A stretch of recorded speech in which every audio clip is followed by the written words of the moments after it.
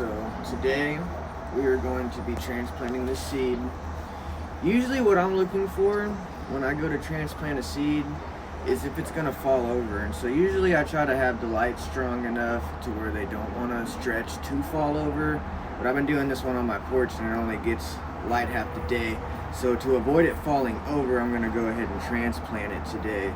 So when I build my soil, I just a friend recommended to me. I had used it in the past, but usually I use down to earth, but I feel like this stuff breaks down faster, and if you're not reusing your soil, I wouldn't recommend this, but it is organic and it's a good source of food. I haven't fed my purple gelatos any food. I've just been doing CalMag water. So I have a bloom and I have an all-purpose, which would be like a veg.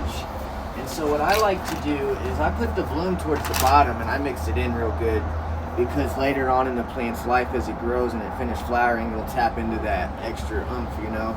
And next I add this. And so it's 3 tablespoons per gallon, which would be 15 gallons total, because it's the 5-gallon pot.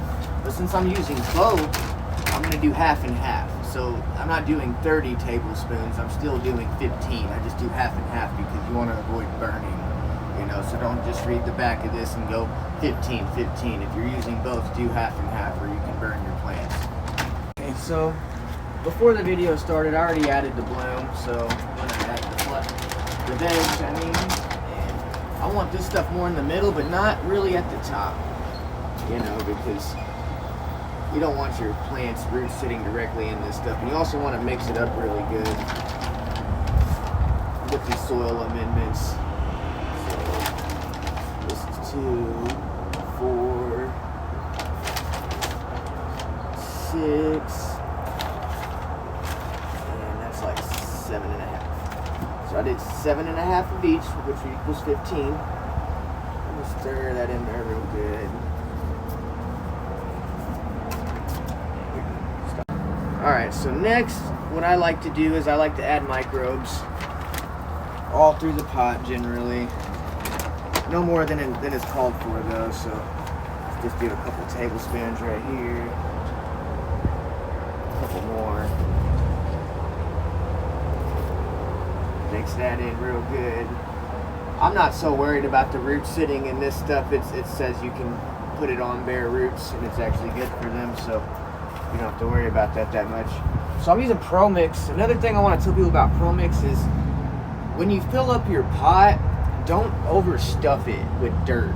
You need to let it kind of be loose, because as you water it, it'll compress itself, and if it's too compressed, that can hurt the plants and make them not want to grow right. So just be real loose about it. Like I'm not overpacking this at all.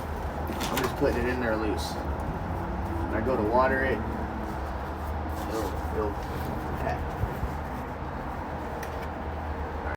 All right. So I have added microbes throughout the pot, and I'm ready to transplant. One thing I will say is some people would consider this a small plant in a big pot, and that is true. So for beginner gardeners, you might want to wait till they're a little bit bigger. I'm just doing this so it doesn't fall over, but because you can accidentally overwater because you don't want to water the whole pot. But right now you do. When you go to transplant them and put them in, since I've added all these microbes and soil amendments, I really want to get this pot wet one time. So I'll get this pot wet.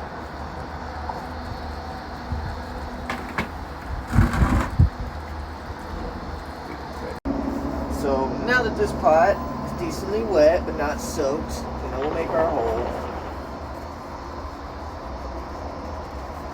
And I will say, this is my first time using them. I mean, I started some more seeds than this with them, but I've been growing for 10 years, and we usually just use solo cups, but they have these bud cups, and these are super handy because you can push the bottoms out, and it's just really handy. But you want to grab it like that. Sometimes when the plants are root bound, you'll really want to give them some scrunchie and break that out of here, but since it's not, I'm probably just going to leave it alone and just make sure it's not in this cup shape once I put it back into the hole. Let me dig this a little deeper.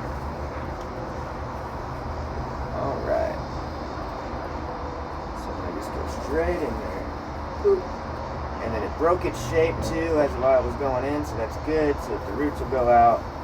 So honestly, when they're young like this, you can bury it up to here in soil, which I'm probably gonna do, because it'll just grow side roots off of that stem that got buried, and it won't rot, as long as you're not overwatering, of course, and creating a good condition for things like fusarium wilt and other pathogens that can cause damping off in seeds.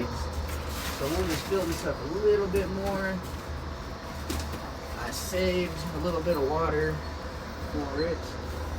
So without hurting it, you want to put the dirt in there. Don't go smashing it, like, see how I almost just did. They're very gentle, and I want to stress, you should really wear gloves to avoid the transfer of things like hops and other things, because when you're out, if you're a smoker like I am, and you're getting weed from facilities that might have it, you're probably you can accidentally give it to your plants just by touching it or cutting on them and getting it in the wound. So bury this all the way.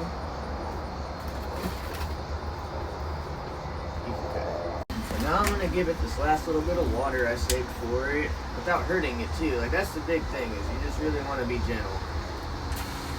Oh, looks like it's already all gone. But that's perfect, because honestly that root ball is still a little bit wet. So this is really good. And then if you have to, stick around with it a little more. Make sure there's not huge pockets. But yeah, there you go. You got all your microbes and soil amendments. It's been watered once, so those microbes are going to activate and start breaking those soil amendments down, and your plant's going to be real happy. If you do it this way, you honestly won't have to spend a lot of money on salt food. Not that it's expensive, but some brands are. This stuff's super cheap. So thank you. Have a good day.